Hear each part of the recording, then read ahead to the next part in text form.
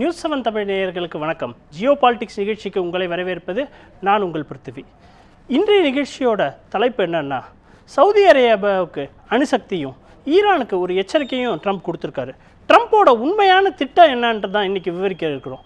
அது தொடர்பாக இன்றைக்கி நம்முடன் பேச ஐக்கிய நாடுகள் சபையின் மேனாள் அரசியல் பிரிவு அதிகாரி கண்ணன் நம்மோடு இணைகிறார். அவர்கிட்ட பேசுவோம். வணக்கம் சார். வணக்கம் பிருத்வி. சார், 20 ஆண்டு காலமாக சவுதிக்கு அணு சம்பந்தமான ஒப்பந்தம் போடலாமான்னு ஒரு பெரிய பேச்சுவார்த்தை கிடப்போம். கடந்த 22ஆம் தேதி அந்த ஒப்பந்தம் போடப்பட்டிருக்கு. 20 ஆண்டு கழிச்சு இப்போ கிடைக்கிறதுக்கான நோக்கம் என்ன? ஏன் இப்போ அதுக்கான தேவை இருக்குன்னு நீங்கள் நினைக்கிறீங்க? இல்லை, அதாவது இந்த பேச்சுவார்த்தைகள் இதுக்கு முன்னாடி கூட பைடன் நிர்வாகத்தின் கீழ் ஆக்கப்பூர்வமான அணுசக்தியை மின் தேவைக்காக மின்சாரம் உருவாக்க சவுதிகள் நாடினது உண்டு. 20 ஆண்டுகளாக இந்த பேச்சுவார்த்தைகள் நடந்துகிட்ருக்கு. பைடன் நிர்வாகமும் இந்த பேச்சுவார்த்தைகளை முன்னெடுத்துச்சு. அவங்க என்ன பண்ணாங்க, இதை எதோட இணைச்சாங்க அப்படின்னா, இஸ்ரேலுக்கும் சவுதிகளுக்கும் பரஸ்பர உறவு இல்லை. சவுதிகள் இஸ்ரேலை அங்கீகரிப்பதில்லை. கொஞ்சம் அரபு நாடுகள் மட்டுமே ஒரு 4, 3, அதுக்கு முன்னாடி ஒரு 2, 5 நாடுகள் மட்டுமே இஸ்ரேலை அங்கீகரிக்கின்றன. எகிப்து, ஜோர்டன், அப்புறம் இப்போ சமீபத்தில் உங்களுக்கு ஐக்கிய அரபு அமீரகங்கள், பாரெயின், மொரோக்கோ, இவை இல்லை. சவுதி சன்னி இஸ்லாமிய உலகத்தினுடைய தலைவர். அவங்க இஸ்ரேலை அங்கீகரித்தாங்கன்னா அது ஒரு பெரிய ஒரு புரட்சியாக இருக்கும். அது இஸ்ரேலை இவ்வளவு நாள் ஒரு தீண்டத்தகாத நாடாக இஸ்லாமிய உலகத்தில் பார்ப்பதை ஒரு முடிவுக்கு கொண்டு வரும். அதனால் இந்த அணுசக்தி ஆக்கத்திற்கான ஆற்றலை உங்களுக்கு நாங்கள் எங்கள் தொழில்நுட்பத்தை தருகிறோம். எங்களுடைய பணியாளர்கள் வேலை பார்ப்பார்கள். உங்களுடைய சக்தி தேவைகள், எரிசக்தி தேவைகள், மின்சக்தி தேவைகள், அதை பெரும்பாலும் இது உங்களுக்கு உதவியாக இருக்கும். எண்ணெய் வளம் நிரம்பிய நாடு அது, அவங்களுக்கு தேவையில்லை. ஆனால் அணுசக்தியை ஆக்கப்பூர்வமாக பயன்படுத்துவதற்கு கூட அவர்களுக்கு ஒரு வழி இல்லாமல் இப்போது இருக்கிறார்கள். அவ்வளோ செல்வம் மிகுந்த ஒரு நாடு. இதை கொடுத்து இதை வாங்கலான்ற மாதிரி தான். அதாவது அவர்கள் ஆயுதமயப்படுத்த முடியாததை. அந்த ஒப்பந்தம் கையெழுத்தானதாக போன ஜூலை 22 போன வாரம் புதன்கிழமை அறிவித்தாங்க. அடுத்த நாள் அதிபர் ட்ரம்ப் என்ன பண்ணார், இது என்னடா இது இஸ்ரேலோட தொடர்பு இல்லாத இந்த ஒப்பந்தம் வந்துருச்சேன்ட்டு நாங்கள்லாம் நினச்சிட்டு இருக்கும்போது அடுத்த நாள் சொல்லிட்டார், அதை அங்கீகரிச்சா தான் இது உண்டு அப்படின்னு சொல்லிட்டார். இஸ்ரேலை அங்கீகரிக்கணும் அப்படின்றதுக்காக இந்த ஒப்பந்தம் நம்ம பார்க்க முடியுமா சார்? ஏன்னா இது வெறும் இது இஸ்ரேலை அங்கீகரிக்கிறதுக்காக மட்டும் இல்லை. ஏன்னா இந்த அணு சக்தி சவுதிக்கு கிடைக்கிறதுனால சவுதி ஆல்ரெடி ஒரு சூப்பர் பவராக மிடில் ஈஸ்ட் கண்ட்ரிஸ்குள்ளே தங்களை ப்ரொஜெக்ட் பண்ணிக்க நினைக்கிறாங்க. அதுக்கும் இது வழிவகை பண்ணும். இது வின் சுச்சுவேஷன்ற மாதிரி இவங்க 2 பேரும் நினச்சதொட்டு வருதா? ரொம்ப நல்ல கேள்வி. நான் நினைக்கிறேன் நீங்கள் சரியாக சொல்லிட்டீங்கன்னு தான் தோணுது. அதாவது இஸ்ரேலை அங்கீகரிப்பது என்பது ஒரு பகுதி. சவுதிகளை வலுப்படுத்துவது அவர்கள் பாகிஸ்தானோட ரொம்ப நெருக்கமாகிடக்கூடாது. ஏன்னா இந்த அணுசக்தி ஆற்றலை ஏற்கனவே அணுசக்தியாக இருக்கிற பாகிஸ்தானிடமிருந்தும் அவர்கள் பெறலாம். அதை தடுக்க முடியாது அமெரிக்கர்களால். நாங்கள் தரலைன்னா நீங்கள் அங்கே போயிடுவீங்கன்னு எனக்கு தெரியும் பொழுது உங்களை எங்களோட இருக்க வச்சுக்கிறதுக்கு தான் நான் விரும்புவேன். என் கடையில் நீங்கள் வாங்கலைன்னா நீங்கள் வேறு கடைக்கு போயிடுவீங்க. அதனால் நான் உங்களுக்கு தரணும்னு நினைக்கிறேன். ஒரு சின்ன குறுக்கீடு சார். பாகிஸ்தானும் அமெரிக்காவை நம்பி தானே சார் இருக்குது. அப்படி 2 பேரும் இண்டிபெண்ட்டாக செயல்பட முடியுமா? ஏன்னா பெருமளவு நிதி உதவி பாகிஸ்தானுக்கு அமெரிக்கா தான் பண்ணுது. அப்போ அமெரிக்காவோட அனுமதி இல்லாமல் பாகிஸ்தானால் சவுதிக்கு அணு சப்ளை பண்ண முடியுமா? இல்லை அணுகுண்டு தொடர்பான இதுகள் பண்ணுறதுக்கான வாய்ப்பு இருக்குமா சார்? இது வரைக்கும் அப்படி இல்லை. ஒரு பாகிஸ்தானிகள் அமெரிக்கர்களை பகைத்து கொண்டு சவுதிகளுக்கு அந்த மாதிரி ஒரு உதவியை பண்ண மாட்டாங்க அப்படின்னு நீங்கள் நினைக்கிறது ரொம்ப சரி. ஆனால் பாகிஸ்தானிகள் ஒசாமா பின் லாடனுக்கே அடைக்கலம் கொடுத்தவர்கள். அதனால் எதுவும் சொல்ல முடியாது. ஒவ்வொருத்தரும் அவங்களுடைய நலனை தான் முன்னிலைப்படுத்துவாங்க. அதில் ஒன்றும் தவறு கிடையாது. அதனால் பாகிஸ்தானிகள் ஒரு கட்டத்தில் அவங்க நாம் சவுதிகளுக்கு இந்த உதவி பண்ணுறது நமக்கு நல்லது, இது ஒரு நீண்ட கால உறவுக்கும் இந்த இஸ்லாமிய உலகத்துக்குமே பெரிய நன்மையை செய்யும் அப்படின்னு அவங்க தப்பி தவறி நினச்சிட்டாங்க அப்படின்னா அமெரிக்கர்களை அவர்கள் கடந்து போயிடுவாங்க. அதனால் நாம் இந்த உதவியை பண்ணலைன்னா அங்கே ஒருவேளை திரும்பக்கூடும்ன்ற ஒரு அச்சமும் ஒரு மிக முக்கிய காரணம். 1. 2வது, இது ஆக்கப்பூர்வத்துக்கு தான். இது 5 5% மட்டுமே செறிவூட்ட முடியும் அவங்களால. அவங்க வந்து அமெரிக்க பாதுகாப்பு வளையத்துக்குள்ளே இருப்பாங்க. அமெரிக்கர்கள் போய் கண்காணிப்பெல்லாம் பண்ணுவாங்க. இந்த மாதிரியான சில ஷரத்துக்கள் அதில் இருக்குது. ஆனால் இப்போ வந்து அது முடங்கியிருக்கு. நீங்கள் சொன்ன ஒரு கருத்து என்னென்னா, ஈரானியர்களுக்கு இது வந்து ஒரு எதிரான ஒரு நகர்வு. இப்போ ஈரானோட இந்த February 28 ஒரு போர் நடந்துகிட்ருக்கு. அப்போ ஈரானியர்களுக்கு எதிர்வினையாற்றக்கூடிய எதிராளியாக, இது வந்து ஷியா இஸ்லாமிய உலகத்தினுடைய தலைவர், அது வந்து சன்னி இஸ்லாமிய உலகத்தினுடைய தலைவர். அவங்க ஏற்கனவே சவுதிகள் சொல்லியிருக்காங்க, அவங்க ஒருவேளை அணுசக்தியாக மாறுவாங்கன்னா நாங்கள் அப்படி மாறுவோம் அப்படின்ட்டு. இதெல்லாம் கருத்தில் கொண்டு தான் இவ்வளவு நாள் இந்த பேச்சுவார்த்தைகளாக இருந்தது. இன்னைக்கு கனிஞ்சு இந்த இடத்துக்கு வந்திருக்கு. இந்த ஒப்பந்தத்து மேலே ஒரு மிகப்பெரிய விமர்சனம்னே சொல்லலாம்.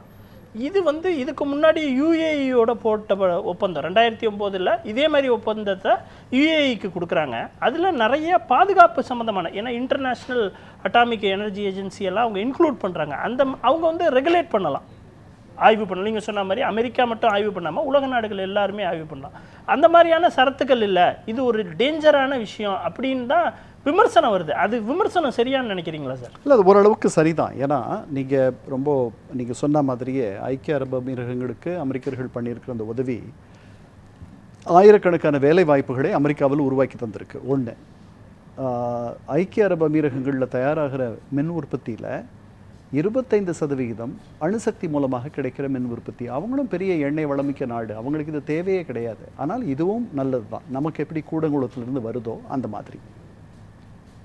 அதனால் அடிஷ்னல் புரோட்டோகால்ஸ், அதாவது கூடுதல் நெறிமுறைகள் அப்படின்றத சர்வதேச அணுசக்தி முகமை ரொம்ப நாள் முன்னாடியே அறிமுகப்படுத்துச்சு. அதாவது ஏற்கனவே இருந்த கட்டுப்பாடுகள், இந்த ஆக்கப்பூர்வமாக அணுசக்தியை பயன்படுத்தும் நாடுகளின் மீது அவர்களுடைய கண்காணிப்புகள், அது போதுமான அளவு அவங்களுடைய கண்ணை கட்டி அவங்களுக்கு தெரியாத ஒரு அணுசக்தியாக மாறின நாடுகள்லாம் இருந்திருக்கு. வடகொரியா, பாகிஸ்தான், இந்தியாவும் பாகிஸ்தானும் கையெழுத்து போடலை அணுப்பரவாமை ஒப்பந்தத்தில்.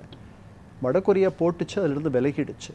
ஆனால் இந்த கண்காணிப்பு ஏற்பாடுகள் வந்து போதுமான அளவு இல்லை, அதை இன்னும் கெட்டிப்படுத்தணும் அப்படின்றதுக்கு எல்லா முழுமையான கண்காணிப்பு, அதுதான் அடிஷ்னல் புரோட்டோகால். அதுக்கப்புறம் நீங்கள் தொடக்கத்திலிருந்து இறுதி வரைக்கும் எப்படி யுரேனியத்தை நீங்கள் முறைப்படுத்துகிறீங்க, ப்ராசஸ் செய்கிறீங்க, அதை நீங்கள் சொல்லணும், அதை வந்து வெளிப்படைத்தன்மையோடு காட்டணும்.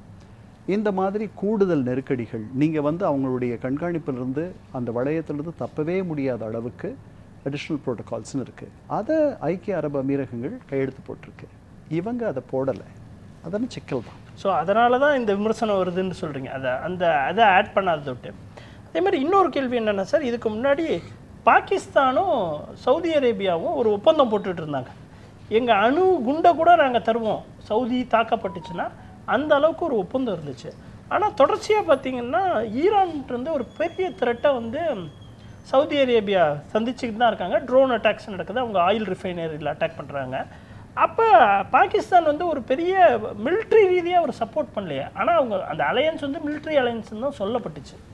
இது எப்படி மாறும் இந்த காம்பினேஷன்? இல்லை, அப்படி இல்லை. அதாவது இன்றைக்கி வந்து சவுதிகளுடைய இருப்புக்கே, அதாவது எக்ஸிஸ்டென்ஷியல் த்ரெட், இருப்புக்கே ஒரு அபாயம், அவங்க இருக்கிறதே ஒரு கேள்விக்குறி அப்படின்னும் பொழுது பாகிஸ்தானிகள் அவர்களுக்கு அவங்களுடைய உதவிக்கு வருவார்கள். அதில் நீங்கள் உறுதியாக நம்பலாம். இல்லை, அந்த மாதிரி ஒரு த்ரெட் இருக்கா சார் சவுதி? அப்படி இல்லை. இன்றைக்கி நடக்கிறது வந்து இந்த போர், அதாவது அமெரிக்கர்களுக்கும் ஈரானியர்களுக்கும் நடக்கிற இந்த போர், இஸ்ரேலியர்களுக்கும் ஈரானியர்களுக்கும் நடக்கிற அந்த போரில் கொலாட்ரல்னு சொல்லுவோம் இல்லை, அதாவது பக்கத்தில் இருந்து அதனால் அடிபட்டது, அந்த மாதிரி தான் வளைகுடா நாடுகளுக்கு இழப்புகள் ஏற்படுது. இவங்க வந்து அங்கே இருக்க அமெரிக்க தடங்களை பொதுவாக அடிக்கிறாங்க, வேறு அதை தவறி வேறு சில கட்டமைப்புகளையும் அவங்க தாக்குறாங்க, எண்ணெய் கட்டமைப்புகள்.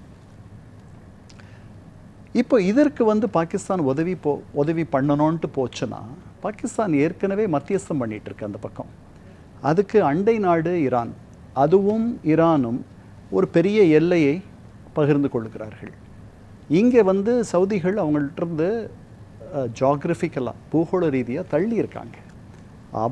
அவங்க சன்னி உலகத்தில் அவங்க ஒரு பெரிய இடத்துல இருக்கிறதுனால அவர்களே அது நாடி ரொம்ப நாளாக, விடுதலைக்கு பிறகே கூட சவுதிகளோடு மிக அணுக்கமான ஒரு உறவை பாகிஸ்தானிகள் பேணுகிறார்கள். அது வேணும். அவங்களுக்கு ஒரு மிகப்பெரிய கஷ்டம் அப்படின்னா பாகிஸ்தானிகள் போவாங்க. அதுதான் அந்த ஒப்பந்தம், நீங்கள் சொன்ன ஒப்பந்தம். இன்னைக்கு அந்த நிலைமை இல்லை. அதனால் அவர்கள் ரெண்டாவது அவங்க மத்தியஸ்தம் பண்ணுறாங்க ஈரானோட, அது கெட்டு போயிடும். அவங்க ஒரு நிலை எடுத்தால் அது பண்ண முடியாது. இந்த காரணங்களால் அவங்க அதை பண்ண இந்த காரணங்களால் தான் இது தவிர்க்கப்படுதுன்றீங்க. அதே மாதிரி பார்த்தீங்கன்னா சார், இப்போ இந்த பிரச்சனை வந்து ஹார்மூஸ் ஸ்ட்ரைட்டை கடந்து ரெட்சியை நோக்கி வருது. குறிப்பாக பாபல் மண்டலில் இது பிரச்சனையாகுது. ஹூத்தீஸ் வந்து தாக்குதல் நடத்துகிறாங்க. இவங்கள்ட்டேருந்து ஈரான்கிட்டேருந்து உத்தரவு வந்ததுக்கப்புறம் ஓரிரு வாரங்களாகவே இது போயிட்டுருக்கு. இது ஒரு பெரிய த்ரெட்டு தானே சார்? இதை எப்படி நம்ம இந்தியா போன்ற கண்ட்ரி, ஏன்னா அது வழியாகவும் நம்மளுக்கு பொருட்கள் வந்து போகுது, இது ஏன் இந்த ஃப்ரண்ட்டை நோக்கி அது நகருது? இது இன்னும் தீவிரமடைய வாய்ப்பு ஏதாவது இருக்கா சார்? அதாவது ஈரானில் இல்லை, அப்படி நடக்காதுன்றது தான் என்னுடைய எண்ணம். அவ்வளவு இந்த போர் வந்து விரிவடைஞ்சிட்டே போச்சுன்னா அதனால் யாருக்கு என்ன பயன் அப்படின்னு எனக்கு தெரியல. இந்த போரை நடத்துபவர்களுக்கே அதுக்கான ஆற்றலோ திறனோ அதற்கான சக்தியோ இருப்பதாக நான் எண்ணவில்லை. இவங்களுடைய ஈரானுடைய ப்ராக்சிஸ் பதிலிகளை நீங்கள் எடுத்துக்கிட்டிங்கன்னா, ஹமாஸ் வந்து ஏறக்குறைய செயலற்று இருக்குது. அவங்கள பற்றி நமக்கு பெரிய தகவல் இல்லை. இன்னொரு பெரிய பதிலிகள்னு எடுத்துக்கிட்டோம்னா ஹெஸ்பொல்லா, அவங்க இஸ்ரேலோட கொஞ்ச நாள் போர் பண்ணிகிட்டு இருந்தாங்க. இப்போ கொஞ்ச நாளாக அமைதி இருக்குது. அங்கே 2-3 ஒப்பந்தங்கள் வந்திருக்கு. அங்கேருந்து ஒரு பெரிய தகவல் நமக்கு எதுவும் இல்லை. அங்கே ஒரு நிதானமாக ஒரு அமைதி இருக்கா மாதிரி ஒரு சூழல் இருக்குது. அப்போ எஞ்சி இருக்கிற பதிலிகள்னு நீங்கள் பார்த்தீங்கன்னா, ஹூத்தீஸ் யெமனில் அவங்க வலுவாக இருக்காங்க, ஆனால் அவங்க தள்ளி இருக்காங்க. அவங்க மூலமாக உங்களுக்கு பின் பிரிக்ஸ் உங்களை ஹிம்சப்படுத்தினா எப்படி இருக்கும் அப்படின்றது தான் இது. ஏன் அப்படி நடந்துச்சுன்னா, இவ்வளவு நாள் அவங்களும் அமைதியாக தான் இருந்தாங்க. பெரிய அளவில் இதில் பங்கெடுத்துக்கலாமுங்க. இந்த உச்சத்தலைவர், மறைந்த உச்சத்தலைவருடைய நல்லடக்கத்துக்கு இங்கேருந்து அவங்க ஒரு விமானம் அனுப்புனாங்க ஈரானியர்கள். அங்கே வந்து இந்த சனா அவங்களுடைய விமான நிலையத்தில் இறங்கி ஹூத்தி தலைவர்களை நல்லடக்கத்திற்கு அழைச்சிட்டு வரும். சவுதிகள் என்ன நினச்சாங்க, அந்த விமானம் வந்து ஆயுதங்கள் கொண்டு வருது ஹூத்தீஸ்க்கு அப்படின்னு நினச்சாங்க. ஹூத்தீஸோடு அவர்களுக்கு ரொம்ப நாள் பகை இருக்குது. ஹூத்தி ஷியா, யெமனுடைய அங்கீகரிக்கப்பட்ட ஷியா பகுதிகளே ஷியாக்களுக்குள்ளேயே சண்டை இல்லை. சவுதிகள் வந்து சன்னிகள். ஆனால் அதை தவிர அங்கீகரிக்கப்பட்ட அரசு, சவுதிகளெல்லாம் ஒப்புக்கொள்ளுகிற முறைப்படுத்தப்பட்ட ஐக்கிய நாடுகள் அங்கீகரித்த ஒரு அரசு, யெமனை ஆளுகிற அரசு சவுதியிலிருந்து ஆளுது, ரியாதிலிருந்து ஆளுது, இங்கிருந்து ஆளலை. அதனால் ஹூத்தீஸ்க்கு யெமன் அரசே அவங்க கண்ட்ரோலில் இருக்குன்னு அவங்க ஃபீல் பண்ணுறாங்க. அப்படி. ஆனால் யெமன் அவங்க ஆளுகையில் இல்லை, அது ஹூத்தீஸ் கிட்ட இருக்குது. அந்த ஹூத்தீஸ் ஈரானியர்களுக்கு நெருக்கமாக இருக்காங்க. அவங்க ஒரு விமானம் அனுப்புகிறாங்க, அவங்க ஆயுதங்கள் அனுப்புகிறதா இவங்க நினைக்கிறாங்க, இவங்க தாக்குறாங்க. உடனே அது வந்து ஒரு ட்ரிகர் ஆகுது, அது ஒரு பொறி தட்டுது.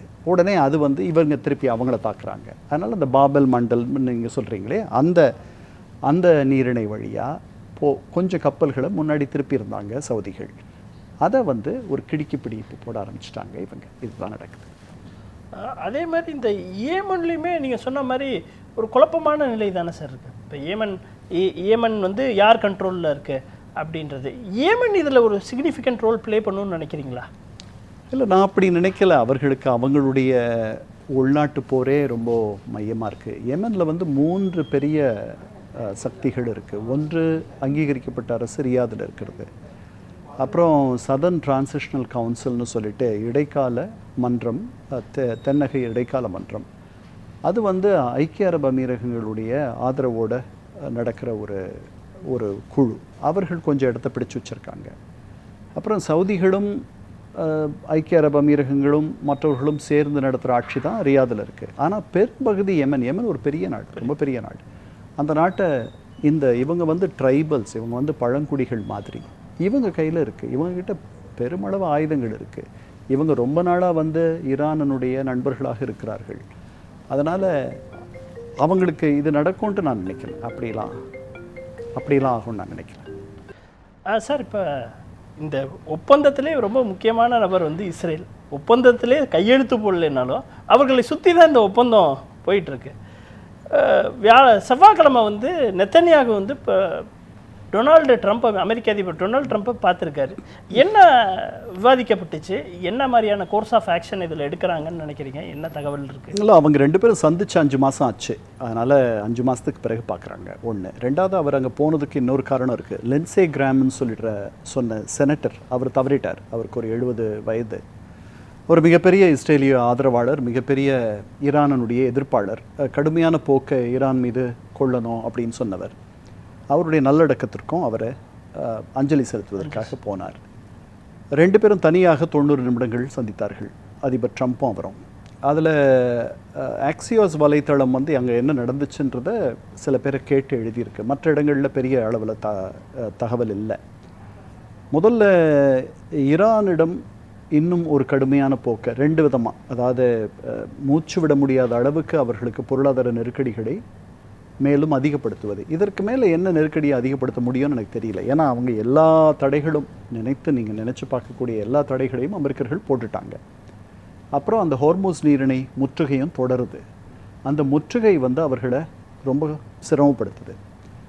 இவர் நெத்தன்யாகு ட்ரம்பிடம் சொன்ன தகவல் என்னென்னா, அங்கே பெரிய பெட்ரோல் பங்குகளில் பெரிய கியூக்கள் இருக்குது, பல பேருக்கு வேலை இல்லை, மிகப்பெரிய அளவில் ஒரு அதிருப்தி இருக்குது.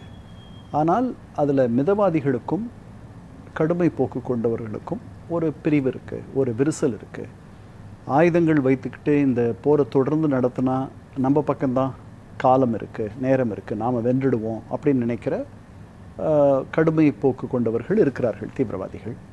இந்த பக்கம் மிதவாதிகள் அப்படி வேண்டாம், எப்போ வேணாலும் இந்த பொருளாதாரம் விழுந்துடலாம், அந்த அளவுக்கு அபாயகரமான ஒரு சூழல் இருக்குது, அதனால் பேச்சுவார்த்தைக்கு போகலாம் அப்படின்னு நினைக்கிறவர்களும் இருக்கிறார்கள். அதனால் ஒரு பக்கம் பொருளாதார முற்றுகை காற்று புகாத அளவுக்கு பண்ணுறது, இன்னொரு பக்கம் போருக்கு தயாராக இருப்பது. இதை அவர் சொல்லியிருக்கார். இப்போ நம்ம புரிஞ்சுக்கணும், இந்த நெத்தன்யாகு பேச்சை கேட்டு தான் இந்த போருக்கே அவர் போனார், அதிபர் ட்ரம்ப். இந்த போர் ஒரு சுற்றுலா மாதிரி ஒரு 6 வாரத்தில் முடிஞ்சிரும் அப்படின்லாம் சொன்னார். 6 வாரத்தில் முடியலை, இத்தனை மாதங்கள் ஆயிடுச்சு. இது அமெரிக்கர்களை நிறைய துன்பப்படுத்துது. 18 அமெரிக்கர்கள் உயிரிழந்திருக்கார்கள். எண்ணெயினுடைய விலை சந்தையில் கூடியிருக்கு. அமெரிக்கர்களுக்கு எண்ணெய் நம்ம தண்ணி குடிக்கிற மாதிரி அவர்களுக்கு அது ரொம்ப அத்தியாவசியமான ஒன்று. அதனால் இவர் பேச்சை எவ்வளோ தூரம் நம்புறது அப்படின்றது அவர் அதிபர் ட்ரம்ப்பை சுற்றி இருக்கக்கூடிய சில பேருக்கு அந்த சந்தேகம் இருக்குது. அமெரிக்க அதிபர் ட்ரம்ப்பினுடைய முழு நலன் விரும்பி அல்ல நெத்தன்யாகு, அவர் தன்னுடைய நலனையும் இஸ்ரேலியுடைய நலனையும் தான் பெருசாக எடுத்துக்குவார் அப்படின்ற ஒரு எண்ணம் அவர்கள் மத்தியில் இருக்குது. அது ஒரு பக்கம். இன்னொரு பக்கம் அவர் போனதுக்கான இன்னொரு காரணத்தை சொல்கிறாங்க. அது என்னென்னா, சிரியாவில் ஒரு 400 சதுர கிலோமீட்டர் தாங்கல் மண்டலம், பஃபர் ஜோன், அதை அவங்க பிடிச்சு வச்சுருக்காங்க இஸ்ரேலியர்கள். அதிபர் ட்ரம்ப்பை பொறுத்த வரைக்கும் அடுத்த நாடு அவங்களை அங்கீகரிக்கிறது அப்படின்னா அது சிரியாவாக இருக்கணும்னு அவர் நினைக்கிறார். பக்கத்தில் இருக்க மற்ற நாடுகள்லாம் ஜோர்டன் அங்கீகரிச்சிருச்சு, எகிப்து அங்கீகரிச்சிருச்சு. சிரியாவோட தென் மேற்கில் ஒரு எல்லை இஸ்ரேலுக்கு இருக்குது. அங்கே தான் அந்த தாங்கல் மண்டலமும் இருக்குது. இவங்க ஒரு 400 சதுர கிலோமீட்டர், பெரிய இடம், பிடிச்சு வச்சுருக்காங்க. இது தவிர 67 போரில் கோலான் உச்சியை இவங்க பிடிச்சு வச்சுருக்காங்க. அது ஒரு 800 சதுர கிலோமீட்டர். இதெல்லாம் திருப்பி அவங்க கொடுத்துட்டாங்கன்னா அந்த இடத்துலேருந்து அவங்க வெளியேறணும், தாங்கல் மண்டலத்திலேருந்து வெளியேறணும். அதை அதிபர் ட்ரம்ப் வெளிப்படையாகவே சொல்லிட்டார் ஒரு 10-20 நாள் முன்னாடி. இவர் என்ன பண்ணியிருக்கார், வரைபடம்லாம் எடுத்துகிட்டு போயிட்டு அங்கே கொண்டு போய் காட்டியிருக்கார். இதை பாருங்கள், நாங்கள் எவ்வளவு இந்த தாங்கல் மண்டலம்னு நாங்கள் வச்சுருக்கிறது எவ்வளோ தெரியுமா, மொத்தத்தில் 0.1% தான். அதே இடத்துல துருக்கியர்கள் இருக்கிறார்கள். சிரியாவில் துருக்கி கொஞ்சம் இடத்த ஆக்கிரமிச்சிருக்கு. ஆன் இன்விடேஷன் சிரியர்கள் அழைத்து அவங்க வந்திருக்காங்க. எங்களை மாதிரி 50 மடங்கு அவங்க இடம் பிடிச்சி வச்சுருக்காங்க. நாங்கள் இவ்வளோண்டு தான் பிடிச்சி வச்சுருக்கோம் அப்படின்னு அது காட்டியிருக்காரு. ஏன் அதை அப்படி பண்ணார் அப்படின்னு சொல்கிறாங்கன்னா, ட்ரம்ப் ஒரு விஷயத்தை முடிவு பண்ணிட்டார்னா விடாப்பிடியாக அதில் இருப்பார்.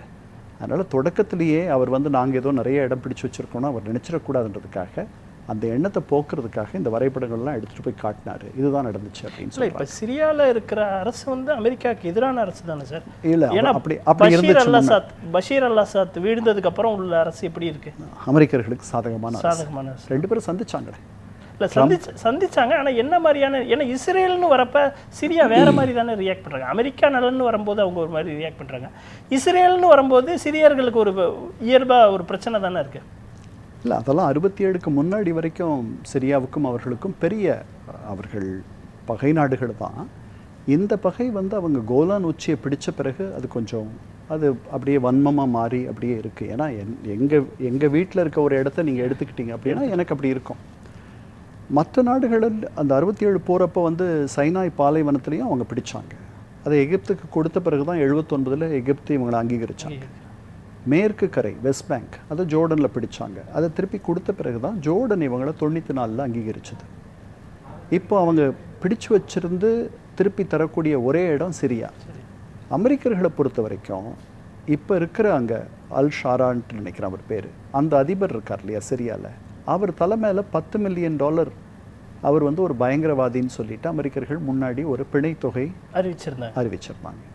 இப்போ அவர் வந்து ஸ்ட்ராங் மேன் அப்படின்ட்டு அதிபர் ட்ரம்ப் சொல்லிட்டார். ரியாதில் அங்கே இருக்க இளவரசர் சல்மானோட இவரை சந்தித்தார். ஒரு வருஷம் இருக்கும் அது நடந்து. அதனால் நிறைய மாறி இருக்கு. சிரியா வந்து அதனுடைய போக்கு மாறி இருக்கு. அதுக்கு முன்னாடி இருந்த அரசு ஈரானுக்கு வேண்டிய ஒரு அரசாக பஷார் அல் அசாத், ரஷ்யாவுக்கு வேண்டிய ஒரு அரசாக இருந்துச்சு. இப்போ வந்து இருக்கிற அரசு சவுதிகளுக்கு வேண்டிய அரசு. அது அமெரிக்கர்கள் பால் திரும்பி பார்க்குது. சிரியா மேலே இருந்த பொருளாதார தடைகள் நீக்கப்பட்டு விட்டன அமெரிக்கர்கள். ஸோ இந்த மாதிரி மாற்றம் நடந்ததொட்டு தான் சிரியா வந்து இஸ்ரேலை அங்கீகரிக்கணுன்ற இடத்துக்கு தள்ளுறாரா சார்? அதுதான் இறுதியில் அவர் அந்த அந்த அந்த இடத்துக்கு போகணும்னு அவர் ஆசைப்படுறாரு. இப்போதைக்கு வந்து இஸ்ரேலியர்கள் இவங்க ஆக்கிரமிச்சிருக்கிற இந்த தாங்கல் மண்டலத்திலேருந்து வெளியே வரணும். அதற்கு அடுத்து வந்து இந்த கோலான் உச்சி அவங்க திருப்பி தர்றது, அதை பற்றி இன்னும் அவர் வெளிப்படையாக பேசலை. பட் ஆங்கிலத்தில் சொல்கிற மாதிரி அதுதான் லாஜிக்கல் கன்க்ளூஷன். சார், இந்த பிரச்சனை வந்து அமெரிக்காவில் எப்படி பார்க்கப்படுதுன்னு இன்னொரு கேள்வி நம்மளுக்கு எழுது. ஏன்னா இப்போ அணு ஆயுதத்தை இது பண்ணிட்டாங்க, அணு ஒப்பந்தம் போட்டுட்டாங்க. ஆனாலும் ஈரானில் சண்டை நடந்துக்கிட்டு தான் இருக்குது, கடுமையான சண்டை போயிட்டே இருக்குது. கடந்த வாரத்திலே கிட்டத்தட்ட 4-5 அமெரிக்க வீரர்கள் ஜோர்டானில் கொல்லப்படுறாங்க அப்படின்ற செய்திகளை பார்க்குறோம். இதனால் அமெரிக்கா உள்நாட்டில் ட்ரம்புக்கு ஒரு மிகப்பெரிய எதிர்ப்பு கிளம்பிச்சு. இந்த 5 பேருக்கு அப்புறமே நிறையா பேச்சு வருது அப்படின்றாங்க. இது ஓவராலாக அப்படி தான் பார்க்குறாங்களா? இல்லை, அப்படி இல்லை. இது வரைக்கும் வந்து நேரடி தாக்குதலில், அதாவது கைகலப்பு, தரைப்படைகள் போய் சிக்கிக்கிச்சு அந்த மாதிரிலாம் இல்லை. இப்போ இது வரைக்கும் நடந்திருக்கு இந்த 18 வீரர்கள் இழப்பு வந்து எப்படி நடந்திருக்கு அப்படின்னா, ஏவுகணைகள், ஈரானுடைய ஏவுகணைகள், ட்ரோன் தாக்குதல்கள், அது வந்து அதில் அந்த இடிபாடுகள் சில நேரங்கள் அதில் சிக்கி 4 பேர் இறந்துருக்காங்க. முதல்ல 14 பேர் இறந்தாங்க. இப்போ சமீபத்தில் இந்த 4 பேர் இறந்தாங்க. அதில் 3 பேர் ஜோர்டனில் இறந்துட்டாங்க. அந்த அமெரிக்க தடங்கள் மீது ஈரானியர்கள் நடத்திய தாக்குதலில் ஒருத்தர் வந்து ஒரு குண்டை வந்து டீட்டோனேட் வெடிக்காமல் இருக்க செய்கிறதுக்கு அதை முயற்சி பண்ணும்பொழுது அவர் அதனுடைய நிபுணர், அது வெடித்து இறந்துட்டார். அது ஈராக்கில் நடந்துச்சு. இத்தனை அமெரிக்கர்கள் 18 பேர் இறந்துருக்காங்க. இதில் அமெரிக்காவில் ஒரு பெரிய கொந்தளிப்பை ஏற்படுத்தியிருக்கா அப்படின்னா இது வரைக்கும் இல்லை. ஆனால் இதுவே ஒரு பெரிய எண்ணிக்கையில் உடல்கள் அமெரிக்காவுக்கு திரும்புது அப்படின்னா ரொம்ப துன்பத்தை தந்துவிடும். அதனால தான் அவர் வந்து ஒரு படையெடுப்பை அவர் நடத்தாதிருக்கார். சார், அதே மாதிரி வந்து இப்போ இந்த பேச்சுவார்த்தை என்ன நிலைமையில் இருக்குது? ஏன்னா இந்த 60 நாளுக்குள்ளே இந்த ஒப்பந்தத்தை முடிக்கணும்னு பேசுனாங்க. அதுக்கப்புறம் தொடர்ச்சியாக வார் வருது. இந்த பேச்சுவார்த்தை நடக்குதா இல்லையா, இல்லை அதை கண்டினியூ பண்ணுவாங்களா? அதை பற்றி ஏதாவது அந்த அந்த அந்த மாதிரி செய்திகளே பெருசாக பார்க்க முடியல. ஆனால் அமெரிக்கா பேசணும்னு தான் ட்ரம்ப் சொல்கிறாரு. ஜூன் 17 கையெழுத்தாச்சு. இன்றைக்கி ஜூலை 30. 6 வாரம் போயிடுச்சு ஏற்கனவே. இன்னும் 2 வாரம் இருக்குது. இந்த 2 வாரத்தில் இந்த பேச்சுவார்த்தைகள் நீட்டிக்கப்படும், இந்த ஒப்பந்தம் நீட்டிக்கப்படும். நான் வேற ஒரு இடத்துல சொன்ன அதை இங்கே சொல்கிறேன். அதாவது இந்த வாத்து பார்த்திங்கன்னா அது வந்து ஒரு நீர்நிலையில் உட்கார்ந்துருக்குன்னா அது அமைதியாக உட்கார்ந்துருக்க மாதிரி இருக்கும். கீழே வந்து அதனுடைய கால்கள் வந்து அப்படியே வந்து தவிச்சுக்கிட்டு இருக்கும், நீச்சல் அடிச்சிட்ருக்கோம், வேட்லிங் அப்படின்ட்டு. அந்த மாதிரி பாகிஸ்தானிகளும் கத்தாரிகளும் மற்ற மத்தியஸ்தர்களும் முழு மூச்சாக இவர்களை மீண்டும் இந்த இடத்துக்கு கொண்டு வரணும்னு நினைக்கிறாங்க. அமெரிக்கர்களை பொறுத்த வரைக்கும் ஸ்டீவ் விட்காஃபும் ஜாரட் குஷ்னர் அதிபருடைய மருமகன் 2 பேரும் இவங்களோட தொடர்பில் இருக்காங்க. இது ஒரு பக்கம் நடந்துகிட்ருக்கு. இன்னொரு பக்கம் இந்த மாதிரி மோதல்களும் நடந்துகிட்ருக்கு. நான் நினைக்கிறேன் ஒரு 13 நாள் தாக்குதலுக்கு பிறகு அமெரிக்கர்கள் நிறுத்திட்டாங்க, அவங்களே தானாக நிறுத்தினாங்க. அதற்கு பிறகு இவங்களும் தாக்குறதை நிறுத்திட்டாங்க. திடீர்னு ஒரு 2-3 நாள் முன்னாடி ஈரான் தரப்பிலிருந்து மீண்டும் ஒரு தாக்குதல் நடந்துச்சு. ஈரானுடைய தலைமை சிதறுண்டு இருக்கு, பிளவுபட்டு இருக்கு, அதில் கடும் போக்காளர்களுடைய கை ஓங்கி இருக்கு.